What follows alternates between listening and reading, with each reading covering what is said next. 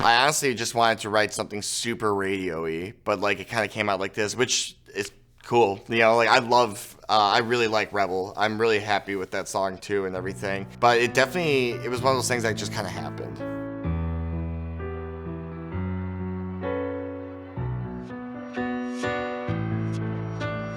Rebel was really cool because I had like a writing session at the label, and Sam was there who helped me out, or like I wrote down with and everything. Kevin from Day 2 was there too.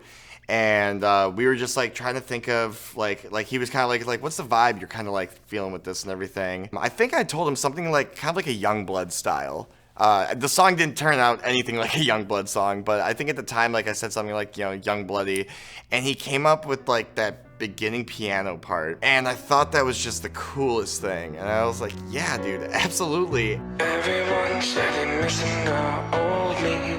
None of y'all really got to even know me. Some of my friends that I used to be really close with in high school that I really like drifted with and everything, they always would like tell me that they like missed who I used to be and like stuff like that and everything. And I always felt like anytime like I had grown or I had changed, it was for the better. So I felt like they just like, nobody really like, none of my friends from high school or the people I thought that I was really close with like ever really like actually like liked who I was. They just liked the Armon that they thought they knew, which is that's kind of a heavy thing, but it's something I think about a lot. Probably why I'm not really friends with any of those people still anymore. Broken inside, but they don't see inside. I feel like I'm really good at like always being like the happiest guy in the room, even if I'm like going through something, especially like, you know, like at work or something. I could be having like the worst day like of my life, and like I feel like I don't really show that. So that's kind of what that line is kind of referring to. Crashing, rebel without a cause. Who can I blame? And I'm the one with the flaws. I just seen for like the first time Rebel Without a Cause. And I was really obsessed with like the imagery of like James Dean in that film and the whole film in general, and like the cars going off the cliff and James Dean himself dying in a car accident, and that's kind of like where the chorus, like the crashing Rebel Without a Cause, came from. And I also kind of related that to like, I guess the crashing is kind of like when you're like coming down from like, you know, like an insane high. It's just like, you know, like you're crashing. It literally feels like you're like in a car wreck almost. You know, you're sore, you're like ornery, you're upset. And then the Rebel Without a Cause was just like, growing up, I was like, my parents were the coolest, most supportive people in the world, especially with my music. I mean, as soon as I turned 18, I started coming home with tattoos, getting my hands tattooed, my neck. And my dad grew up in Tehran, Iran. So like, you know, like this is like culture shock for him, just like having a son just like chin down, even on my face, like having tattoos. So like the Rebel Without a Cause was just kind of like referencing to like, I was kind of like super rebellious growing up for no reason whatsoever. My parents probably would have let me do anything I was doing that I was rebelling against them, but like I just wanted to be a rebel, so thanks Mom and Dad.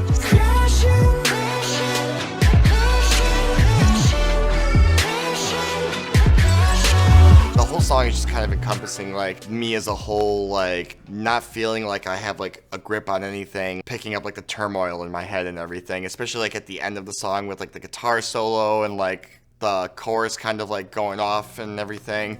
It just kind of encompasses like a manic moment for me.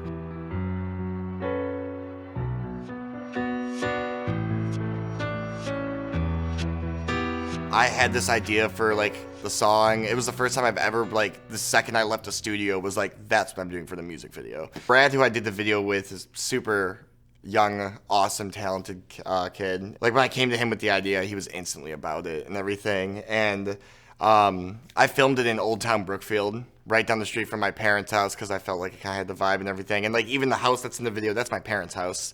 We had like a full like crew and everything. We had a makeup artist she was incredibly talented, bunch of like other like behind the scenes people that were helping, and then a good friend Nicholas let me use his car, so that was really sick. And he's got a really nice car, so I don't know cars for the life of me, but I know that was a really cool car. Rebel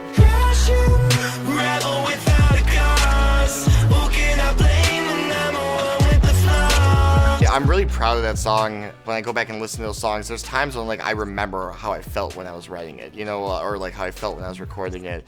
it's almost like writing in like a diary, you know, like when you write something down for the first time or something, you can kind of like close it and like put that behind you, but then you can go and revisit it to kind of like resurface, you know, refeel those things again. Because sometimes like things like with like hurt and everything, like something I've had to learn is that you need to feel that. You do need to have these emotions. You do need to feel this turmoil, and like just so you can know like that you're strong enough to be above it, but that you are also brave enough to go back and face it.